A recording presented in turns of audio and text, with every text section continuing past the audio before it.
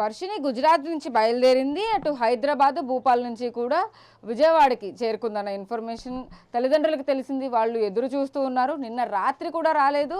నిన్న పొద్దున్న నుంచి కూడా మధ్యాహ్నం వరకు రీచ్ అయిపోతుంది విజయవాడ. విజయవాడ నుంచి మంగళగిరి తన హోమ్ టౌన్ కూడా వచ్చేస్తుంది అని చెప్పి భావించారు అందరూ. ఇటు తల్లిదండ్రులు కూడా ఎదురు చూస్తూ ఉన్నారు. ఇప్పటి వరకు కూడా నిన్న రాత్రి వెయిట్ చేసిన తర్వాత ఇవాళ తెల్లవారుజాము నుంచి కూడా ఎక్కడ వర్షిని జాడ తెలియక వాళ్ళు ఆవేదన వ్యక్తం చేస్తూ ఉన్నారు.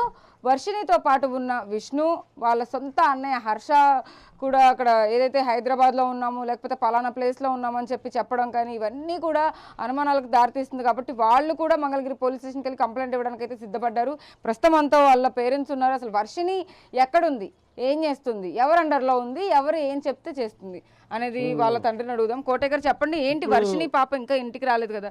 ఇప్పుడు నా కుమారుడు శ్రీహర్ష, కుమార్తె శ్రీవర్షిని వదిలేసి విష్ణు సన్నిహితురాలు భవానీ నా అమ్మాయికి ఇద్దరు ఆమెతో కలిసి జంప్ చేసామన్నారు. అడిగితే నేను నీ కొడుకు చెప్పి నీ కూతుర్ని నేను వచ్చేసాను, నేను భవానీ చేసామన్నాడు. నీకు చేత అయితే నువ్వు వెళ్ళి కేసు పెట్టుకోవా పోలీస్ స్టేషన్లో అని ఛాలెంజ్ చేశాడు. అంతకుముందు ఆయన మీద కేసులు పెడితే ఎన్నోసార్లు ఆదుకున్నా ఈ చేతులతో నేను కంప్లైంట్ రాకపోతున్నా. ఇప్పుడు మంగళగిరి పోలీస్ స్టేషన్కి వెళ్తున్నారా? టౌన్ పోలీస్ స్టేషన్కి వెళ్ళి కంప్లైంట్ ఇస్తామండి. ఎట్లా మీ ఇద్దరు పిల్లల్ని కూడా వాళ్ళిద్దరు? ఇప్పుడు నా కూతురుదే కాదు, కొడుకు కూడా ట్రాప్ చేశాడు అబ్బాయి. నా కుమారుడు కూడా నా మాట ఇంట్లో ఆయన ట్రాప్లో ఉన్నాడు, విష్ణు ట్రాప్లో ఉన్నాడు. నిన్నటి వరకు అఘోరి ట్రాప్ చేసిందన్నారు, ఇప్పుడు విష్ణు అంటున్నారు. విష్ణు వాళ్ళ మా అబ్బాయి ఆలోచన ఏంటంటే, నాన్న మన అసలుగా పూరి ఫ్యామిలీ మరి ఇష్టాన్ని మనకు డబ్బులు ఇవ్వాలి కదా, ఇదైతే డబ్బులు ఇస్తాడో ఎవడో అన్నట్టుగా ఇది అన్నాడు. విష్ణునే డబ్బులు ఇవ్వాలా మీకు? విష్ణు మాకు 10 లక్షలు ఇవ్వాలి, ప్లస్ చైన్ మా అమ్మాయిది తాగబెట్టినాడు 2 రింగులు, మా మిస్సెస్ మాటలు తాగట్లా ఉండయి. ఆయన బ్యాంకు తాగట్లా కదులు వేసే బ్యాంకు.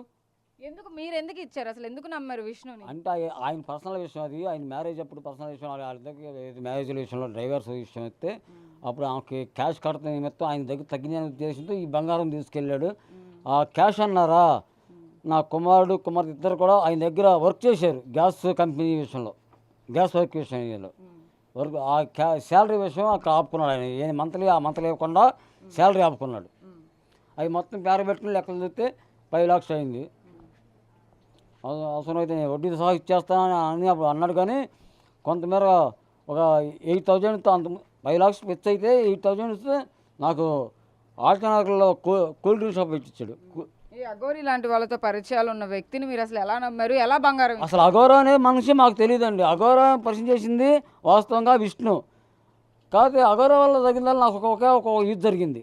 అదేంటంటే నేను హెల్త్ బాగా ఇదైనప్పుడు తనకు పండిట్ శ్రీ రాజయోగి డాక్టర్ రాజేష్ నాథ్ గారి దగ్గర తీసుకెళ్లారు. ఆయన ద్వారా నాకు మాట రావటం కానీ ఇవాళ నడవటం కానీ జరిగింది. అదొకటే నాకు హెల్ప్ జరిగింది. ఈ లేడీ గారిని పరిచయం చేసింది కూడా విష్ణు బ్రో. మీరు చెప్పండి అమ్మా, ఇప్పుడు ఏంటి మీ హస్బెండ్ కోటయ్య గారు కూడా విష్ణు మీద అనుమానాలు వ్యక్తం చేస్తున్నారు, పోలీస్ కంప్లైంట్ ఇస్తా ఉన్నాను. విష్ణుది ఆయన అనుమానాస్పదంగా ఏమైనా ఉందా? తనది మాట మేము పాప దగ్గరికి వెళ్తామండి ఇద్దరం కూడా, ఎక్కడ ఉందో కనుక్కుని అడ్రస్ కనుక్కుని. కంప్లైంట్ అంటే మరి బిడ్డ తర్వాత బిడ్డకి ఇచ్చిన బిడ్డ కమ్మట్టి మా చేతులతో మేము కంప్లైంట్ పెట్టలేము. ఆయన పెడతానన్నారు, పెట్టుకోమానండి. విష్ణు మీద అనుమానం మీకేం లేదా? ఇటు తీసుకురాపటం వల్ల ఆ అబ్బాయికి నాకు గొడవలు అయినాయి. అంతా ఆయన రోజుకి ఒక మాట చెప్తున్నాడు విష్ణు కూడా అక్కడ. అదే నాకు బాధగా ఉంది. అట్లా చేయటం ఆయన కరెక్ట్గా కాదు. మరి మీడియా వాళ్ళు వచ్చి అడిగిన ఏమడుగుతారు, అమ్మ నువ్వు సేఫా, నువ్వు ఎక్కడ ఉంటావు అని అడుగుతారు. ఆ 2 మాటలు చెప్పడానికి మీడియాగా దడిచి ఎక్కడో పెట్టాల్సిన పని ఏమొచ్చింది.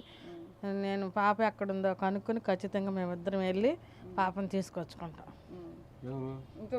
వర్షిని ఇంకా ఇంటికి రాలేదు, వర్షిని ఇంకా ఇంటికి రాలేదు కదా, ఏంటి ఇప్పుడు అంటే నెక్స్ట్ ఏం చేయబోతున్నారు? పోలీస్ స్టేషన్లో కంప్లైంట్ ఇచ్చిన తర్వాత పాప కోసం కంపల్సరీ కంప్లైంట్ పెడతామండి.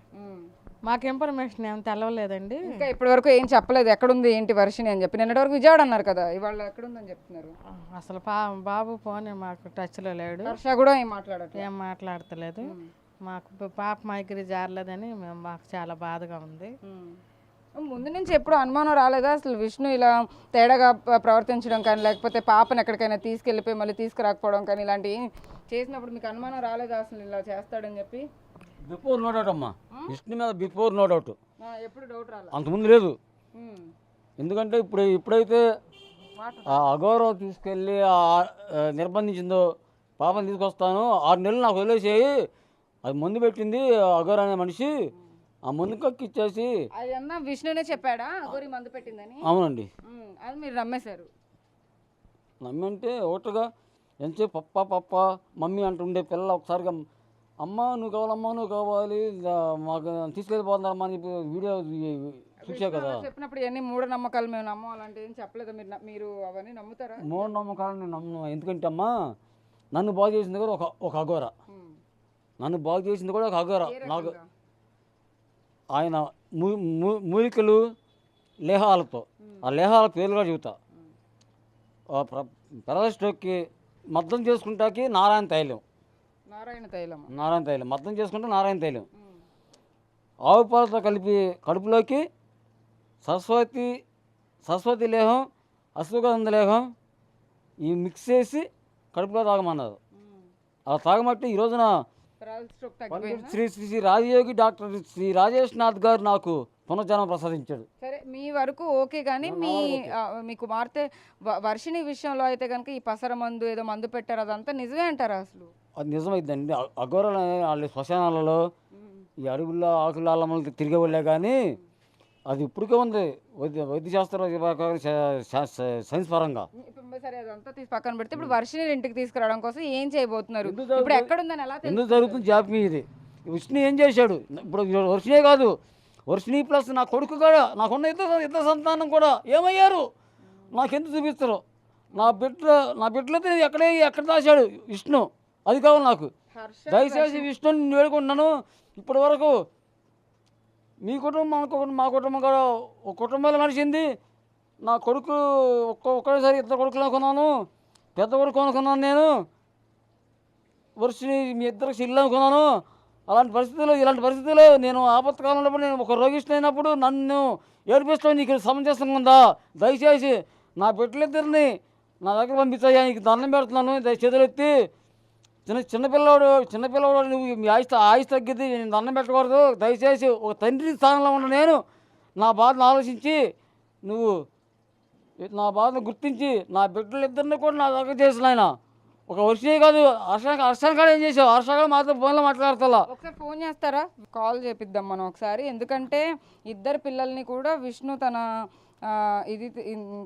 తీసేసుకున్నాడు ఆధ్వర్యంలోకి, అందుకని చెప్పి మాట్లాడడం లేదు, మా ఫోన్లు కూడా ఎత్తడం లేదని చెప్తున్నారు. లైవ్లో ఒకసారి మనం ఫోన్ చేపిద్దాం, ఏం మాట్లాడతారో ఏంటనేది. విష్ణు కాల్ రింగ్ అవుతోంది.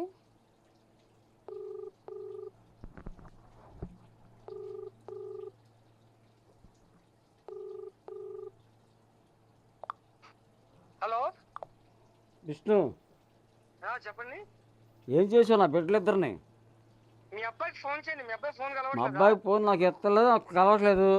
అయ్యా ఒక పెద్ద కొడుకుగా నమ్మినందుకు ఒక తండ్రి స్థానంలో ఉన్న నన్ను ఇట్లా రోగిస్తున్నాయి, నన్ను ఇట్లా నిర్బంధిస్తాం మంచిదా నీకు? పెట్టేశాడు ఫోన్ ఆయన. ఏం ఫోన్ కట్ చేసాడు. ఓకే, హర్షకి చేస్తారా ఇప్పుడు? అసలు హర్షకి చేయమని అతనే చెప్తున్నాడు కదా. విష్ణు అనే వ్యక్తి తన సొంత కొడుక్కి ఫోన్ చేయండి, నాకు చెయ్యొద్దు అని చెప్పేసి ఆయన చెప్తున్నాడు. ఫోన్ చేసినా కూడా ఆయన మాట్లాడుతుంటే, తన కన్న కూతురు గురించి అడుగుతుంటే కూడా నిర్దాక్షిణ్యంగా కాల్ అయితే కట్ చేసేసాడు అతను. ఇప్పుడు వాళ్ళ అబ్బాయికి ఫోన్ చేస్తున్నారు, హర్షకి ఫోన్ చేస్తున్నారు కోటయ్య గారు. అయితే వర్షిని ఇంకా రాలేదు కాబట్టి వాళ్ళకు ఎవరి మీద అయితే అనుమానం ఉందో వాళ్ళకి వీళ్ళు ఫోన్ చేస్తున్నారు. మీరు కాల్ చేస్తున్న వ్యక్తి వేరే కాల్లో మాట్లాడుతున్నారు, మీరు వేచి ఉండండి లేదా సో హర్షకి కాల్ చేయండి. హలో నాన్న. హర్ష నాన్న ప్రజెంట్లో రియల్గా చెప్పు, నాకు ఎక్కడ ఉన్నారు మీరు? హైదరాబాద్లో ఉన్నాను. ఇప్పుడు ట్రైన్ ఎక్కుతున్నాను మంగళగిరికి. ట్రైన్ ఎక్కుతున్నారు? ఎంతసేపట్లో వస్తారు? ఎంతసేపట్లో వస్తారు? ఒక పూట జర్నీ ఉంటుంది నాన్న, టైం చెప్పలేను. ఒక పూట జర్నీ ఉండా. Today come Mangalagiri. Today I will come Mangalagiri. Thank you. నాన్న ఒక నిమిషం. నిన్న విజయవాడ ఎందుకని చెప్పారు? నిన్న విజయవాడలో ఉన్నాము, వర్షం పడుతుంది, తగ్గినాక వస్తామని ఎందుకన్నారు? ఎవరు? మీరే. ఎప్పుడు ఎవరితో అన్నాము? Your brother my dear big son Vishnu Kumar. లేదు నాన్న, మేము ఈ హైదరాబాద్ నుంచి ఇప్పుడు ట్రైన్ ఎక్కుతున్నాము.